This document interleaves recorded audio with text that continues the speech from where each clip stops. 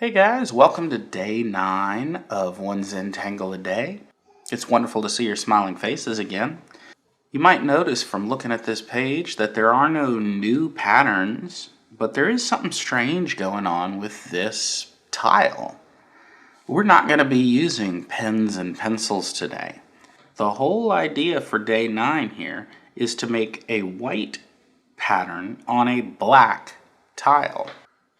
Now there's several different ways to do that. You could use something called a scratch board, which was my plan, but the only knife I have that works on it is this one right here, and it's a little clunky and hard to use, so a better way would be to use a black paper and a white gel pen or a white colored pencil. Now the only problem with that is I don't have any black paper here at home. So what I'm going to have to do is take one of my regular tiles and color it black. We improvise. These are the things we do. We improvise. We make it work. We make it happen. We won't always have everything we need, but we can make do with what we've got, right? Speaking of making do with what we've got, I've got two different kinds of gel pens here, and neither one of them is my favorite. I'll leave a link in the description for the kind I like the best, but these are what I have right now, so I'll go with the jelly roll. But it's super simple. We're just making a regular old Zentangle tile the same way we've been making them, but we're just doing it with a white pen on black paper this time.